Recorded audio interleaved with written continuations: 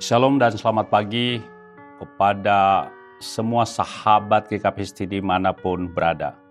Sebelum kita melanjutkan kegiatan kita hari ini, marilah kita mendengarkan firman Tuhan, tapi sebelumnya marilah kita berdoa. Bapa Surgawi, kami mohon firman yang akan kami dengarkan, boleh kami jadikan menjadi pelita terang bagi perjalanan kehidupan kami, dimanapun kami berada. Dalam nama Yesus kami berdoa. Amin. Sahabat GKPS TV yang dikasihi Tuhan, firman Tuhan kepada kita pada saat ini tertulis dalam 1 Petrus 3 ayat yang ke-9. Jangan membalas kejahatan dengan kejahatan. Demikianlah firman Tuhan. Dan janganlah membalas kejahatan dengan kejahatan atau caci maki dengan caci maki, tetapi sebaliknya, hendaklah kamu memberkati, karena untuk itulah kamu dipanggil, yaitu untuk memperoleh berkat. Sahabat GKPS TV yang dikasihi Tuhan, setelah puluhan tahun sebagai akademisi dan praktisi dan banyak membaca literatur tentang teologi agama-agama di berbagai toko buku dan perpustakaan yang ada, maka saya tarik kesimpulan bahwa tidak ada sejelas dan seterang kesaksian Alkitab tentang identitas Yesus sebagai Tuhan dan Juru Selamat dunia. Salah satu ciri khas tentang ajarannya yakni mengasihi Tuhan Allah dan mengasihi sesama manusia seperti dirinya sendiri. Matius 22 ayat 37-40. Kasih itu merupakan kewajiban dan keharusan setiap orang percaya kepadanya. Saya ulangi, kewajiban dan keharusan.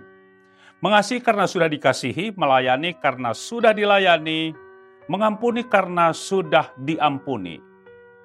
Bukan mengasihi, melayani, dan mengampuni supaya dapat pahala kapling di sorga.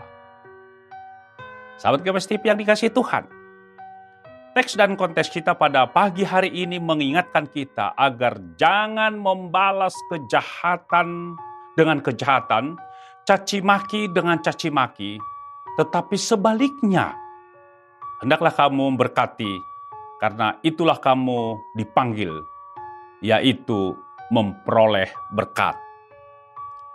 Realitas tantangan ketika Rasul Paulus menuliskan surat ini, dengan situasi dan kondisi yang dialami pengikut Yesus, sangat berat dari kekaisaran Romawi. Ruang gerak untuk beribadah dibatasi dan harus menyembah kaisar.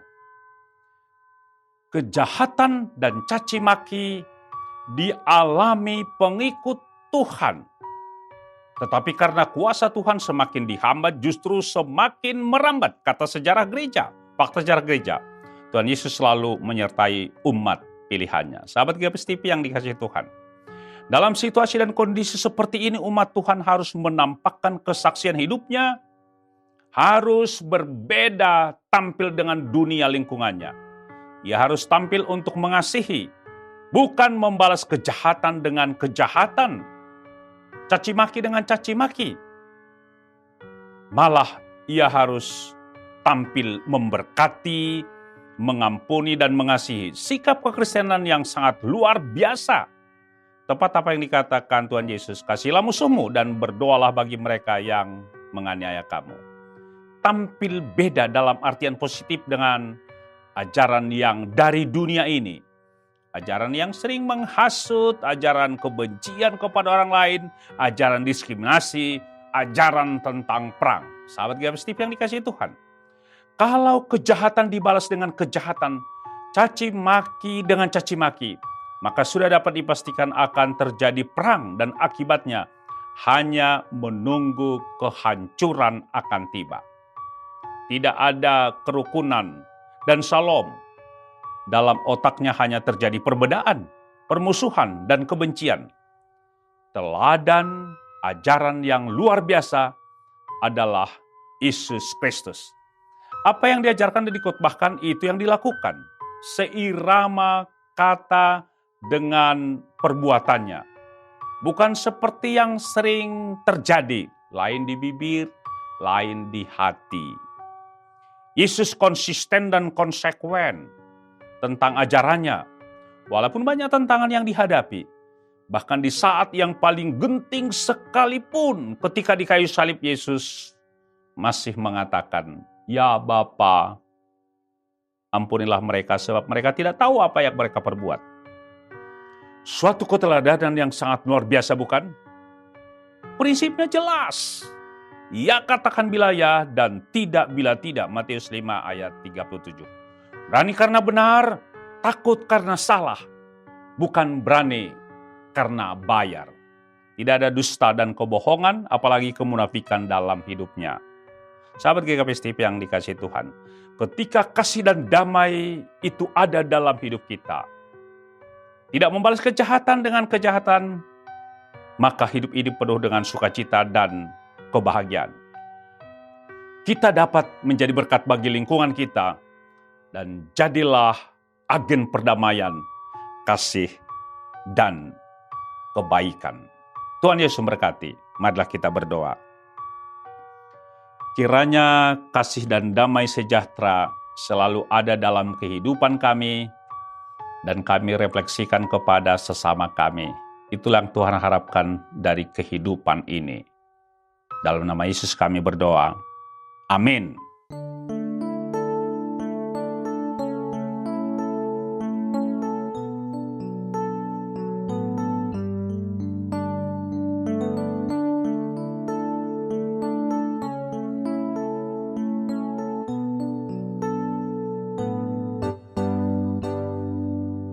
Bapa kau setia,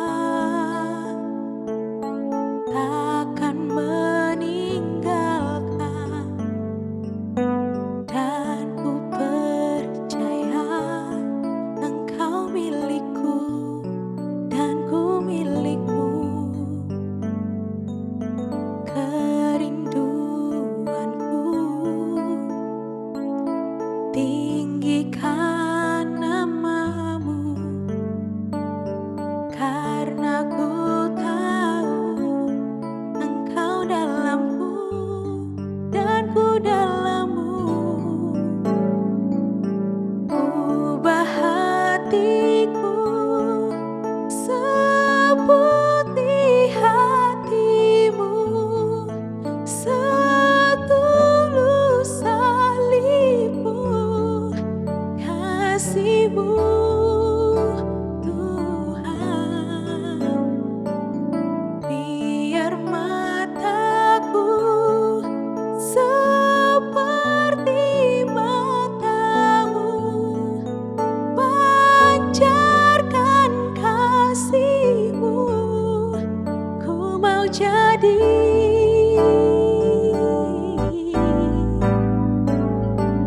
Ubah hatiku seperti hatimu, setulus salibmu, kasihmu Tuhan.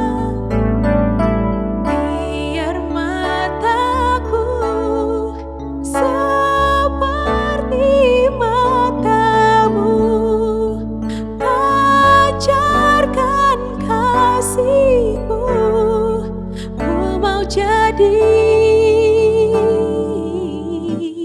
sepertimu.